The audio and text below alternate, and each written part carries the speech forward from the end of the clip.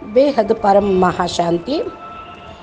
బేహద్కే బేహద్ పరం పరం మహానాత్మలకు, జాగృతమైన దివ్యాత్మలకు, విశేషమైన పురుషార్థం చేస్తున్న శ్రేష్ఠాత్మలకు, ఆత్మిక పరివారంకు, ఆత్మిక సోదరి సోదరులకు బాపూజీ దశరథ్ భాయ్ పటేల్ తెలుగు ఛానల్కు స్వాగతం.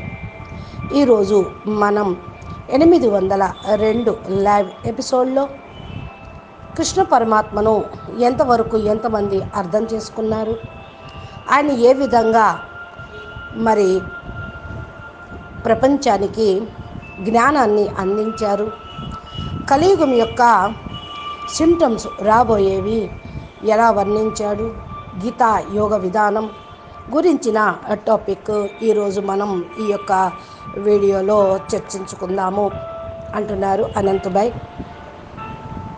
చూడండి, కృష్ణాష్టమి అందరూ జరుపుకుంటారు ప్రతి సంవత్సరం ఎంతో కోలాహలంగా. ఎంతవరకు అర్థం చేసుకున్నాము? కృష్ణుడిని కేవలం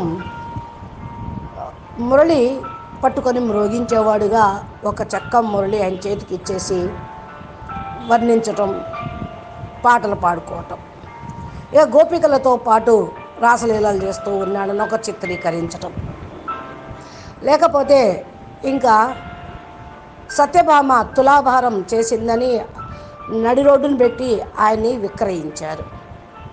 ఇదా ఆయన్ని అర్థం చేసుకుంది? కృష్ణుని యొక్క దర్శనం యొక్క చిత్రాలు ఇలాగే అమ్ముతూ ఉన్నాయి. ఇంకా ప్రజలు కూడా ఈ చిత్రాలని కొనుక్కుంటున్నారు. బాలకృష్ణుడుగా, వెన్న దొంగగా, వస్త్రాభరణం చేసినట్టుగా ఇలాంటి చిత్రాలు ఇంకా ఎక్కువ ఇష్టపడుతూ ఉన్నారు. ఇది ఒక వ్యసనం, వ్యవసాయంగా తప్ప ఇంకొకటి ఏమీ లేదు. అసలు కృష్ణుడు ఇలా ఉండేవాడా? ఇలా కాదే. ఇవన్నీ వారి వారి యొక్క కల్పనలే, ఊహాగానాలే, కవుల యొక్క రూపక అలంకారాలు, కల్పనలు. కొందరు బాలకృష్ణుణ్ణి పూజ చేస్తే, ఇంకొకరు చిన్న మూర్తిని ఉయ్యాల్లో వేసి ఊపుతూ వెన్న దొంగ అంటూ పూజ చేస్తూ చిన్నపిల్లల వెనకాల తిరుగుతూ ఉండేవాడుగా పూజిస్తూ ఉంటారు. ఎవరు కూడా యోగేశ్వరుడైన కృష్ణుణ్ణి పూజించరు. ఎందుకు? జ్ఞానం అర్థమైతేనే కదా. జ్ఞానాన్ని స్థాపన చేయుటకు ఆయన స్వయంగా వచ్చాడు. జ్ఞాన మార్గాన్ని బోధించాడు, యోగ మార్గాన్ని చూపించాడు, బ్రహ్మ జ్ఞానం, ఆత్మ జ్ఞానం ఇవ్వటానికే అవతరించాడు. అందుకని కృష్ణుడు అంటూ ఉన్నాడు, నన్ను తప్పుగా అర్థం చేసుకుంటూ ఉన్నారు. ప్రతి సంవత్సరం జన్మదిన ఉత్సవాలు జరుపుకుంటున్నా నెక్స్ట్ రోజు వాళ్ళకు ఇక ఆ రోజు ఉపవాసం ఉన్నారే అనుకోండి,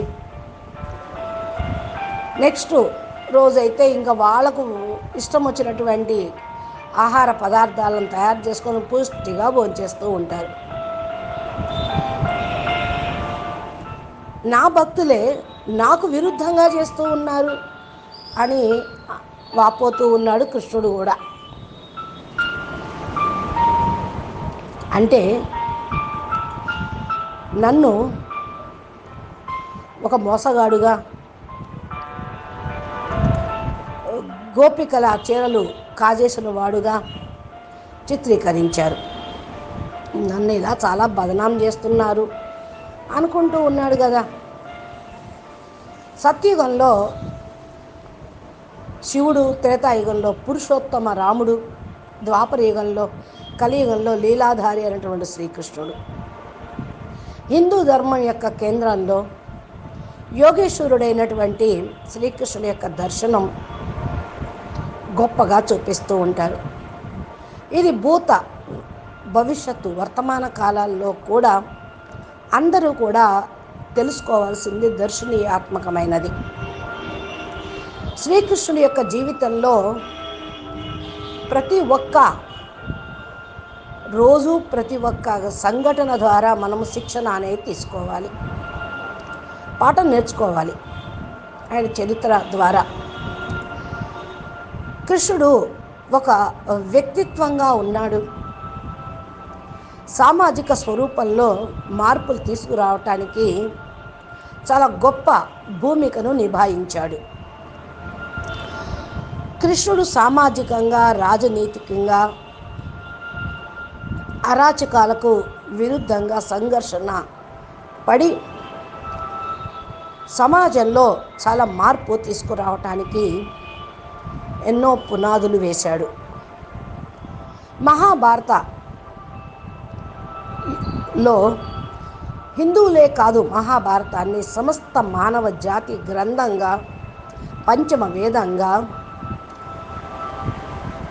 దేశంలోనూ అన్ని ధర్మాల్లోనూ, న్యాయంలోనూ, రాజనీతిక, సామాజిక, యోగ, యుద్ధ, పరివార, జ్ఞానము, విజ్ఞానము, ఆధ్యాత్మికము మొదలైన సమస్యలన్నింటినీ కూడా వర్ణన చేసి నివారణలు కూడా దాంట్లో అందరికీ అందించాడు. అందుకే ఇది ఒక పంచమ వేదంగా చెప్పబడుతూనే ఉంది. ఎప్పుడైతే ఈ యొక్క ప్రసంగంలో పాండవులను యోగేశ్వరుడైనటువంటి కృష్ణుడు ప్రశ్నించారు, రాబోయేటువంటి కలియుగం ఎలా ఉంటుంది అని. ద్వాపర యుగం ఎండింగ్ కదా, కృష్ణుడు వచ్చింది, ఇంకా రాబోయేది కలియుగం ఎలా ఉంటుందని ప్రశ్నించారు పాండవులు ఒకానొక సమయంలో యోగేశ్వరుడైన కృష్ణుణ్ణి.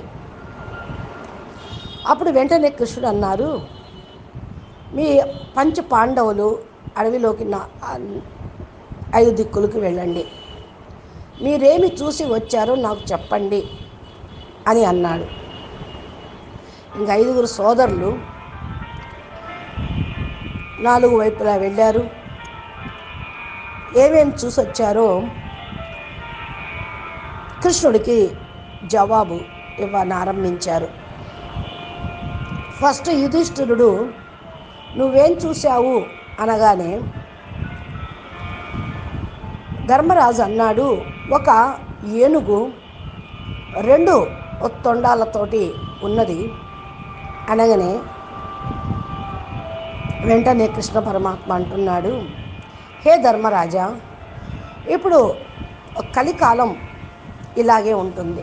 కలియుగంలో ఇలాంటి మానవులు రాజ్యం చేస్తూ ఉంటారు. 2 వైపుల నుంచి శోషణ చేస్తూ ఉంటారు, అంటే గుంజుతూ ఉంటారు. చెప్పేది ఒకటి, చేసేది ఇంకొకటి లాగా ఉంటుంది. మనసులో ఒకటి, వాక్కులో ఇంకోటి వస్తుంది, కర్మలో ఇంకోటి చేస్తూ ఉంటారు. కథని కర్ని ఒకలాగా ఉండదు, చెప్పేది చేసేది ఒకలాగా ఉండదు. అలాంటి వాళ్ళ యొక్క రాజ్యమే ఉంటుంది కలియుగంలో. దీనితోటి నువ్వు ఫస్టే రాజ్యం తీసుకో అని అన్నాడు. నెక్స్ట్ అర్జునుడు వంతయింది. అర్జునుడు ఏం చూశాడు అంటే, ఒక పక్షి దాని రెక్కల్లో వేద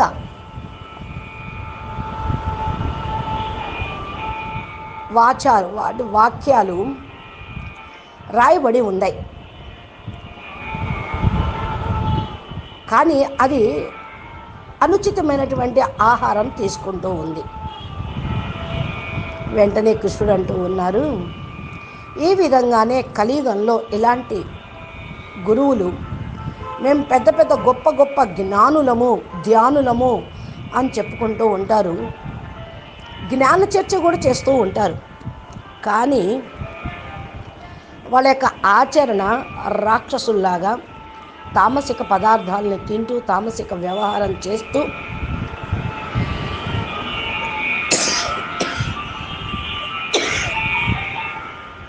ప్రజల్ని పీడిస్తూ ఉంటారు. పండితులుగా, విద్వాంసులుగా చెప్పుకుంటూ ఉంటారు. ఇంక ఇదే ముందు ముందు మనం చూసేది, మీరు చూసేది. ఎలాంటి మానవులు ఇంకా పండితులు ఏమని ఆలోచిస్తూ ఉంటారంట, ఈ సత్సంగత్యంలో వచ్చేటువంటి వాళ్ళు ఎవరు చచ్చిపోతారా, ఎవరు మా పేరు మీద సంపత్తి మొత్తం రాసిపోతారా అని చూస్తూ ఉంటారు. ఇలాంటి వాళ్ళు చాలామంది తయారవుతూ ఉన్నారు. ఎవరో నూటికో కోటికో కొద్దిమంది సంత్ మహాత్మ పురుషులు లాంటి వాళ్ళు ఉంటూ ఉంటారు. నెక్స్ట్ భీముడు నువ్వేం చూసావు అని అడగగానే ఒక గోవు ఉన్నది, ఒక దూడకు జన్మనిచ్చింది. జన్మ ఇచ్చిన తర్వాత దూడ గోవును నాకుతా ఉంది, పాలు తీసుకుంటూ ఉంటుంది కదా. కానీ ఆ ఆవు దూడ నాకుతూ ఉంటే ఎంత భీకరంగా ఉందంటే రక్తం కూడా బయటకు వస్తుంది. ఇదేంటి, ఆ యొక్క దూడను అంతగా అది చికాల నకాల రక్తం బయటకు వచ్చేదాక అని అనుకున్నాడు భీముడు. అప్పుడు కృష్ణుడు అంటున్నాడు, కలియుగంలో మానవులు శిశుపాలులాగే ఉంటారు. కలియుగంలో బాలకుల కోసం ఎంత మమకారం పెట్టుకుంటారు అంటే, వాళ్ళ మీద వాళ్ళు లేకపోతే మా జీవితం లేదు, వాళ్ళే సర్వస్వం అన్నట్టు భావిస్తూ వారి యొక్క వికాసం వాళ్ళకు అవసరం లేదు. వాళ్ళ ఆత్మ ఉన్నతి, ఆత్మ కళ్యాణం పెద్దవాళ్ళకు అవసరం లేదు. మోహమాయలో ఇరుక్కుపోయి ఇల్లుని సర్వనాశనం చేస్తున్నారు. అంటే వాళ్ళు అడిగిందల్లా ఇస్తున్నారు, పిల్లలకి అడిగిందల్లా తెచ్చి పెడుతూ ఉన్నారు. చదువుల కోసం అన్ని ఇల్లు వాకిళ్ళు అమ్మేసి దానికోసం పెడుతూ ఉన్నారు. అంత మోహ మమకారంలో బర్బాద్ అయిపోతూ ఉన్నారు, సర్వనాశనం అయిపోతూ ఉన్నారు అని చెప్పాడు కృష్ణుడు. ఇంకా సహదేవుణ్ణి అడిగారు, నువ్వేం చూసావు అని. సహదేవుడు అంటూ ఉన్నాడు, 6-7 బావులు ఉన్నాయి చుట్టూ, కానీ దాంట్లో నీరు ఉన్నాయి. మధ్యలో అయితే బావి ఉందో అది ఖాళీగా ఉంది. మధ్యలో బావి చాలా లోతుగా ఉంది, కానీ నీళ్లు లేవు. చుట్టూ ఉన్న బావిలో నీళ్లు ఉన్నాయి అనగానే కృష్ణుడు అంటూ ఉన్నాడు, కలియుగంలో ధనము సంపత్తి ఉన్నటువంటి వాళ్ళు పిల్లలు, ఆడపిల్లలకి మగపిల్లల వివాహాలకు చాలా వైభవంగా, రంగరంగ వైభవంగా, ఉత్సవంలాగా లక్షలు కోట్లు ఖర్చు పెడుతూ ఉన్నారు. కానీ పక్కింటి వాళ్ళు ఆకలి దప్పులతోటి ఉంటే వాళ్ళని చూడరు, పట్టించుకోరు. వాళ్ళ పొట్ట నింపుదామని కూడా అనుకోరు. తమ సంబంధీకులు ఆకలితో చచ్చిపోతున్నా చూస్తూ చూడనట్టు ఉండిపోతూ ఉంటారు. మళ్ళీ పెళ్ళిళ్ళకి ఉత్సవంలాగా కోట్లు నీళ్ళప్రాయంగా లక్షలు నీళ్ళులాగా ఖర్చు పెడుతూ ఉంటారు అని అనేశాడు. నెక్స్ట్ నకులుడు అడిగాడు, ఒక పర్వతం పైన ఒక పెద్ద శిల ఉన్నది.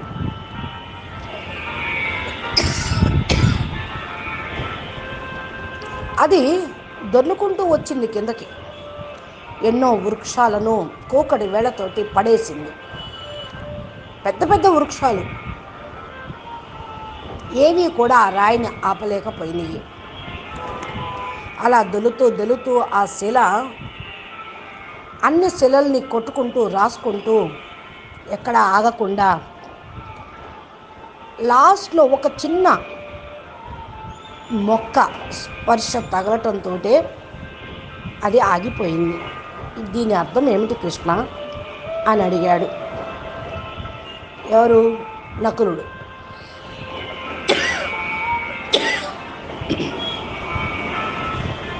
అప్పుడు కృష్ణుడు అంటున్నాడు, కలియుగంలో మానవుల యొక్క మనసు చాలా పతనమైపోతూ పడిపోతూ ఉంది. జీవితం మొత్తం పతితమైపోయింది. పతిత జీవితంలో ధనం అనేటువంటి శిలలు ఏవి ఆపటం లేదు వారి జీవితాన్ని. శక్తి గలటువంటి వృక్షాలు కూడా ఆపలేకపోయినాయి. కేవలం పరమాత్మని యొక్క నామంని స్మరణ చేసే చిన్న మొక్క, హరికీర్తన చేసేటువంటి చిన్న మొక్క మానవ జీవితం పతనం కాకుండా ఆపగలిగింది అని చెప్పుకొచ్చాడు. అందుకనే శ్రీకృష్ణుణ్ణి యోగేశ్వరుడు అని అంటారు. ఎందుకన్నారు యోగేశ్వరుడు అని? ఇక్కడ యోగేశ్వరుడు అనేటువంటి దాంట్లో రెండు మాటలు ఉన్నాయి, యోగి ప్లస్ ఈశ్వరుడు. యోగులకు కూడా ఈశ్వరుడు అని అర్థం యోగేశ్వరుడు అంటే.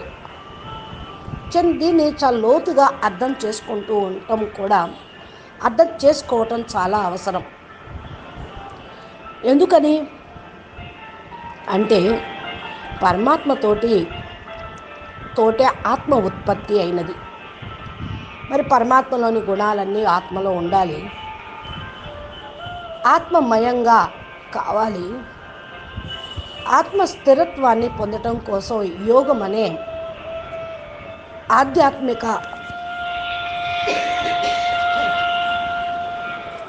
అవసరం ఎంతైనా ఉంది.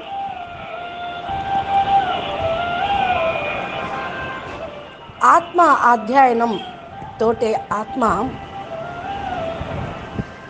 ఆచరణ ఆధ్యాత్మికంగా ఉండగలుగుతూ ఉంటారు. యోగంలో 8 చరణాలు ఉన్నాయి. దీన్ని అష్టాంగ యోగం అంటారు. యోగము ద్వారా జీవాత్మ బ్రహ్మ సమానంగా కాగలరు, ఈశ్వరుడుగా కాగలరు. యోగం యొక్క అంతిమ ఉపలబ్ధం కూడా ఇదే. దీన్నే కైవల్యం అని అంటూ ఉంటారు. గీతలో కొన్ని చోట్ల యోగేశ్వరుడు, మహేశ్వర అనే శబ్దాన్ని కూడా ప్రయోగించారు.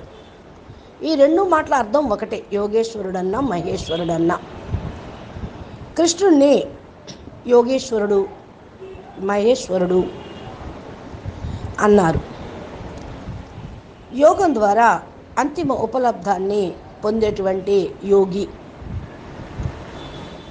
యోగులకు కూడా ఆరాధ్య దైవంగా చెప్పబడుతూ ఉంటాడు. శుద్ధ సనాతన ధర్మంలో యోగము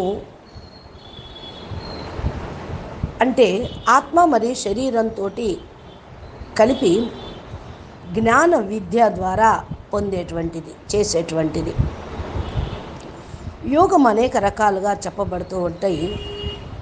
మనసుని ఆత్మతోటి కలపటం, ఆత్మను పరమాత్మతోటి కలపటం, శుద్ధీకరణ చేసి మోక్షాన్ని పొందటం, జ్ఞాన యోగాల యొక్క సంజ్ఞ అని చెప్పబడటం. ఆత్మ ముక్తి పొందటానికి యోగ విద్య చాలా అవసరం.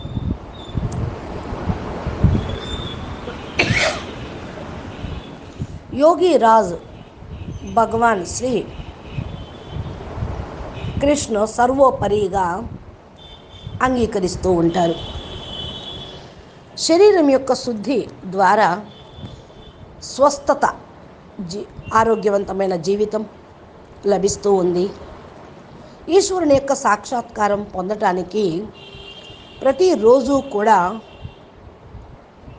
ధ్యానము అవసరం. పతాంజలి ద్వారా ఏదైతే చెప్పబడిన యోగ సూత్రాలని కాదు, ధ్యానము అంటే పరమాత్మ యందు లగ్నం చేయటం. కృష్ణుడు యోగేశ్వరుడు ఎలా అయ్యారు అని అందరికీ కూడా సంకల్పం వస్తుంది. భగవాన్ చెప్పినటువంటిదే శ్రీమద్ భగవద్గీత. గీతలో కేవలం సన్యాస యోగమే కాదు, రాజయోగము యొక్క చర్చ కూడా చేయటం జరిగింది. దీని ద్వారా వ్యక్తి తమ యొక్క కుండలిని జాగృతం చేసుకొని ఈశ్వరుణ్ణి సాక్షాత్కారం పొందవచ్చు అని. జ్ఞానము, భక్తి మరియు కర్మ కూడా యోగం యొక్క శ్రేణిలో పెట్టేశాడు. శ్రీకృష్ణుడు చెప్పిన కథ అనుసారంగా కేవలం శరీర నియమాలనే యోగమని కాదు,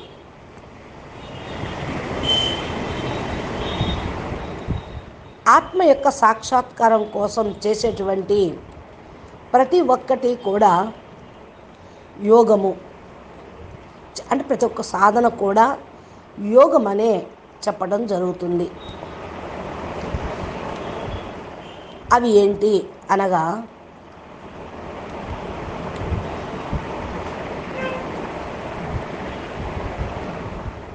వాటి యొక్క ప్రదేశంలోనే కొన్ని చోట్ల శ్రీకృష్ణుడు యోగేశ్వరుడుగా చెప్పుకున్నారు.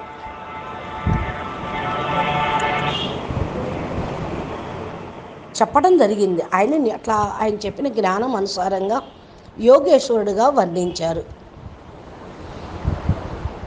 మనం కూడా స్వయంగా అర్జునుడిలాగా సంశయాలతో ఉన్నాం కనుక అందుకని అక్కడ శ్రీకృష్ణుడు వాక్కు ద్వారా చెప్పడం జరిగింది. జన్మతః మనిషి లోపల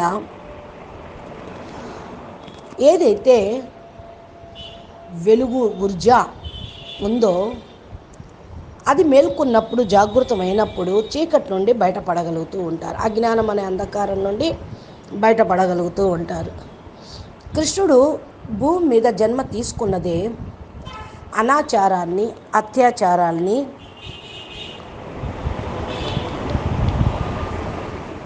సమాప్తం చేయుటకు,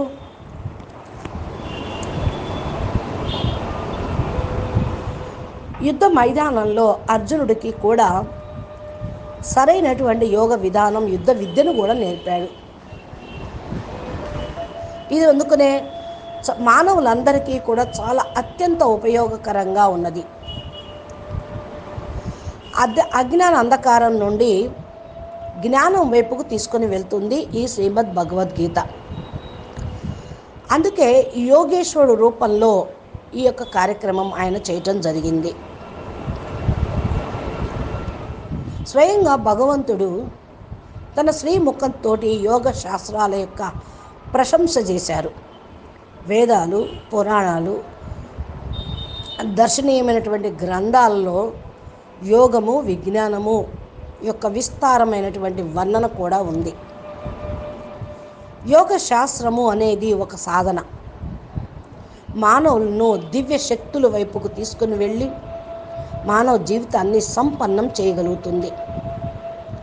యోగ సాధన కారణంతో ఋషులు, మునులు అపారమైనటువంటి శక్తిని పొందారు. లీలామానుషుడైన పురుషోత్తమ శ్రీకృష్ణుడు, పురుషోత్తముడైన కృష్ణ పరమాత్మ బాల్యం నుండే గోలోక గమనం వరకు అద్భుతమైనటువంటి లీలలు చేశారు. పుట్టిన దగ్గర నుంచి గోలోక పరంధామానికి వెళ్ళేంత వరకు అద్భుతమైన లీలలను చేశారు. ఒక లెవెల్ నుండి ఇంకొక లెవెల్లోకి తీసుకుని వెళ్ళాడు కనుక ఈయన యోగేశ్వరుడు అని అంటాం కరెక్ట్. దేవతలు కూడా ఈ యోగేశ్వరుడు కృష్ణుడు యొక్క లీలను సంపూర్ణ రహస్యాన్ని తెలుసుకోలేకపోయారు. ప్రపంచంలో యోగం యొక్క మర్మాన్ని అర్థం చేయించే ఉద్దేశంతో శ్రీకృష్ణుడు పాండవులకు మరియు కౌరవులకు మధ్య జరుగుతున్న యుద్ధ సమయంలోనే సంశయగ్రస్తమైన అర్జునుడికి శ్రీమద్ భగవద్గీత రూపంలో యోగామృతమును ఇచ్చి సంపూర్ణ విశ్వమునకు యోగ శాస్త్రం యొక్క పరిచయాన్ని, సారాన్ని అందించాడు. కనుకనే ఆ గీతే ఈనాటికి కూడా మానవుడు మార్గదర్శనం మానవులకు చేస్తూనే ఉంది. అందుకనే గీతను యోగేశ్వరుడు చెప్పిన వాణిగా కొనియాడబడుతూ ఉంది. శ్రీకృష్ణుడు యోగేశ్వరుడు అంటే ఆయన శ్రీముఖం నుండి వచ్చింది శ్రీమద్ భగవద్గీత. యోగ శాస్త్రం యొక్క మతనం ద్వారా ఉత్పన్నమైన యోగామృతంలో 18 అధ్యాయాలుగా విభజించడం జరిగింది. అంటే యుద్ధ సమయంలో 18 అధ్యాయాలుగా డివైడ్ తీసి ఏం చెప్పలేదండి. ఆయన జ్ఞానం చెప్పుకుంటూ వెళ్ళాడు. యోగాల పేర్లు చెప్పాడో ఏం చెప్పాడో యుద్ధ సమయంలో అవన్నీ రికార్డింగ్ అయి ఉన్నాయి. వ్యాసుడు రికార్డింగ్ చేసుకునే ఆత్మలో అవన్నీ కూడా యోగ శాస్త్రం యొక్క మననం మదనం చేస్తూ యోగామృతంగా 18 అధ్యాయాల రూపంలో విభజించారు. ప్రతి ఒక్క అధ్యాయానికి ఒక పేరు పెట్టారు. అది కూడా యోగం యొక్క ఆధారంతో. చూడండి, ఫస్ట్ అధ్యాయం ఉంది, అర్జున విషాద యోగం అని అన్నాడు.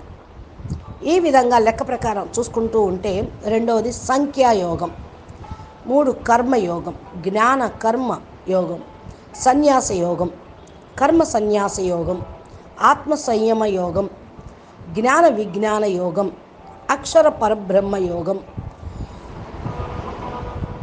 రాజ విద్య రాజగుణ యోగం, విభూతి యోగం, విశ్వరూప దర్శన యోగం, భక్తి యోగం, క్షేత్రజ్ఞ విభాగ యోగము, గుణత్రయ విభాగ యోగం, పురుషోత్తమ యోగం, దేవాసుర సందిగ్భాగ యోగము, శ్రద్ధాత్రయ విభాగము, ఇది కూడా యోగమే, శ్రద్ధాత్రయ విభాగ యోగం, మోక్ష సన్యాస యోగం. ఇలా అధ్యాయాలు మన పేర్లు యోగంతో లింక్ చేసి చెప్పటం. గీతలో చెప్పినటువంటి 18 అధ్యాయాలను ఎవరైతే యోగంగా మలుచుకొని ధారణ చేస్తూ యోగ అభ్యాసం చేస్తూ ఉంటారో వారు తప్పకుండా వారి ఆత్మ కళ్యాణం చేసుకోగలరు. ఏ మానవులైనా సరే. యోగి ఏ ఈశ్వరుని ధ్యానం చేస్తూ ఉంటారో వారిని పొందటం కోసం కఠోరమైనటువంటి తపస్సు చేయాల్సిందే. ఆయనే యోగేశ్వర్ శ్రీకృష్ణుడు. ఋషులు మునులు యోగి కాదు, త్రిదేవులు కూడా, బ్రహ్మ విష్ణు మహేశ్వరులు కూడా సాక్షాత్కారం పొందటం కోసం ఉత్సుకత కలిగిన వాళ్ళు. ఋషులు మునులు యోగులే కాదు, త్రిదేవుడు బ్రహ్మ విష్ణు మహేశ్వరులు కూడా కృష్ణుడి యొక్క సాక్షాత్కారం పొందడం కోసం ఉత్సుకత కలిగిన వాళ్ళు. శ్రీమద్ భగవద్ మహాపురాణంలో కూడా శ్రీ భాగవతము దీనిలో ఈ విషయం చెప్పబడి ఉంది. శ్రీకృష్ణుడు సాక్షాత్ భగవానుడు అని, యోగేశ్వరుడు శ్రీకృష్ణుడు భగవంతుని యొక్క అవతారం కాదని, స్వయం భగవానుడని రాయటం జరిగింది. ఇక్కడ according to Bapuji knowledge Krishna is roop of Paramatma. కానీ బాపూజీ జ్ఞానం ప్రకారం కృష్ణుడు ఆకారి బాపు ఆల్మైటీ అథారిటీ యొక్క రూపం, అంశ అవతారం. ఆయన క్రియేటర్ కాదు, ఈ సృష్టి మొత్తాన్ని క్రియేషన్ చేసిన వాడు కాదు. Is not creator of this సృష్టి.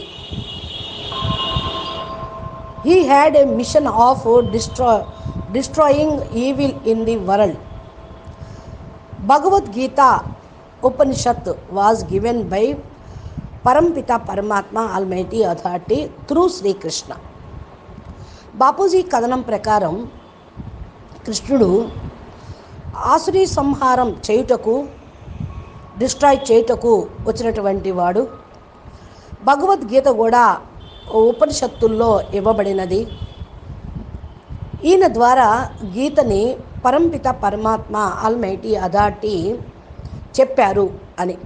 సంస్కృతంలో కూడా సుప్రసిద్ధమైనటువంటి కవి జయదేవుడు తన యొక్క కావ్యంలో గీతా గోవిందంలో కూడా ఈ విధంగానే వర్ణన చేయటం జరిగింది. కృష్ణుణ్ణి అవతారంగానే ఆయన ఒప్పుకున్నారు. యోగేశ్వరుడు అంటే ఒక భగవంతుని యొక్క ఒకదానికొక పర్యాయవాచకము అని శ్రీమద్ భగవద్గీత అంతిమ నిష్కర్షం ఇదే చెప్పబడి ఉంది. ఏమని అంటే యోగేశ్వర్ శ్రీకృష్ణుడు ఎక్కడైతే గాంధీవ ధనుర్ధయ అర్జునుడు ఉన్నారో అక్కడ విజయము, విభూతి మరియు ధర్మము స్థాపన అవుతూ ఉంటుంది అని. అంటే ఈ శ్లోకంలో, ఈ విషయంలో సంజయుడు ధృతరాష్ట్రుడికి గీత యొక్క అంతిమంలో ఇదే మాట చెప్పాడు. ఇది సత్యం. ఎందుకంటే ఈనాటికి కూడా అలాంటి సంశయాత్మకమైన పరిస్థితులు వచ్చినప్పుడు ప్రతి ఒక్కరి యొక్క జీవితంలో నిర్ణయం తీసుకోలేనప్పుడు అజ్ఞానతను నివారణ చేసుకొనుటకు, వారి లోపల జ్ఞాన ప్రకాశం రావాలి అంటే తప్పకుండా ఈ గీత అధ్యాయాల్ని చదవాల్సిందే, తెలిసి చూడాల్సిందే. అందుకని చూడండి, ఏ సమస్య వచ్చినా గీత సమాధానం చెప్తుంది అని గీత ఓపెన్ చేసి చూసేవాళ్ళు ఈనాటికి ఉన్నారు. గాంధీ మహాత్ముడి చేతిలో కూడా ఎప్పుడు భగవద్గీత ఉంటూ ఉండేది. మనం కూడా అర్జునుడు సమానంగా యోగేశ్వరుడైన పరమాత్మ చెప్పిన మార్గం అనుసారంగా నడవాలనే సంకల్పం తీసుకున్నప్పుడే అసలైనటువంటి యోగేశ్వరుడు యొక్క జయంతిని జరుపుకోవటానికి సరైన వాళ్ళము అవుతాము. అది సార్థకము కూడా అవుతుంది. యోగేశ్వరుడైన కృష్ణుడి యొక్క ఉపదేశము ఈనాటికి ఈ యుగంలో కూడా అంత గొప్పగా కొనియాడబడుతూ ఉంది. ద్వాపర యుగంలో ఉన్న కలియుగం వచ్చే 5000 సంవత్సరాలు అయినా ఇప్పటికీ కూడా ఆయన యొక్క మహత్యం అనేది ఉండనే ఉన్నది.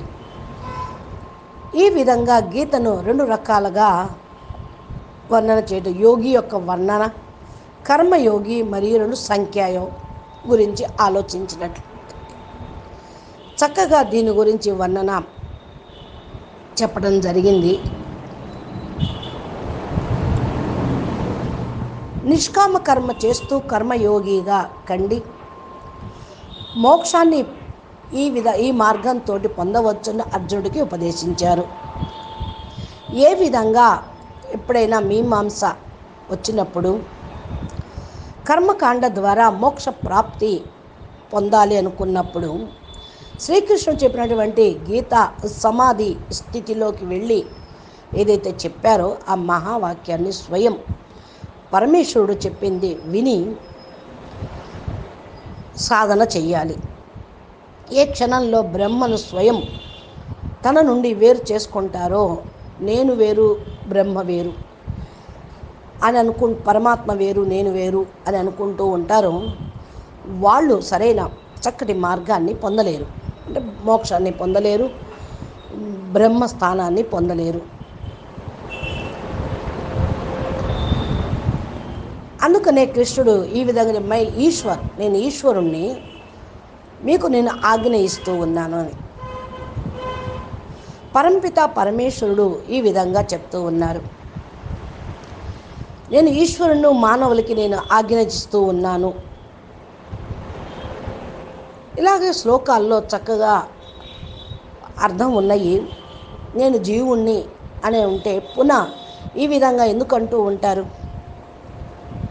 కర్మయోగం లేకుండా సన్యాసి అనగా మనసు, ఇంద్రియాలు మరియు శరీరము ద్వారా అయ్యేటువంటి సంపూర్ణ కర్మలో కర్తత్వం అంటే నేను చేస్తున్నాను అనే దాన్ని త్యాగం చేయడం చాలా కష్టం. బ్రహ్మస్వరూపాన్ని ఒప్పుకోవటం ద్వారా కర్మయోగి పరబ్రహ్మ పరమాత్మను త్వరగా పొందగలుగుతూ ఉంటారు. యోగయుక్తమైనటువంటి స్టేజ్ని పొందగలుగుతూ ఉంటారు. ఎవరి మనసు అయితే వారి వశంలో ఉంటుందో, జితేంద్రియులుగా అయ్యి విశుద్ధ స్వరూపాన్ని పొందుతూ ఉంటారో వాళ్ళు సంపూర్ణంగా ఆత్మరూపాన్ని, పరమాత్మ స్థితిని పొంది పరమాత్మ సమానంగా ఆత్మను తయారు చేసుకుంటారు. అలాగే కర్మయోగిగా అయ్యి కర్మ చేస్తూ లుప్తమైపోతూ ఉంటారు. అంటే కర్మయోగిగా అయ్యి బ్రహ్మ సమానంగా బ్రహ్మలో లీనమవ్వాలి అనుకుంటూ ఉంటారు కొంతమంది. అందుకనే కృష్ణుడు కర్మయోగిగా ఉండండి అని చెప్పారు అర్జునుడికి. గీతలో యుద్ధనీతి కూడా చెప్పారు. యుద్ధంలో జయించాలి అని కూడా అన్నాడు. జయ పరాజయాలు, లాభ నష్టాలు స్థితప్రజ్ఞుగా అయినటువంటి వాళ్ళకి 2 సమానమే అన్నారు. నిందాస్తుతి, మానవమానాలు, సుఖ దుఃఖాలు గెలుపు ఓటమిలు జయాపజయాలులో కూడాను స్థిరంగా ఉండాలి. ఇది స్థిత ప్రజ్ఞ స్టేజ్ అని. ఇలాంటి యోగి ఒకే లక్ష్యం కలిగి ఉంటూ ఉంటారు. ఈ విధంగా కర్మయోగం గురించి చెప్పినటువంటి గీతా జ్ఞానాన్ని మన జీవితంలో ధారణ చేయాలి. యథార్థమైనటువంటి బేహద్ గీతా జ్ఞానం ఆల్మైటీ అథారిటీ ఇప్పుడు భూమి మీదకు అవతరించి విశ్వ మహాపరివర్తన చేయటానికి ఏదైతే అద్భుత జ్ఞానం చెప్తూ ఉన్నారో దాని జీవితంలో ధారణ చేయటానికి పురుషార్థం చేయాలి. అచ్చా పరం శాంతి. నమస్తే. बेहद के बेहद परम परम परम महाशांति है, महाशांति है, महाशांति है. नमस्ते.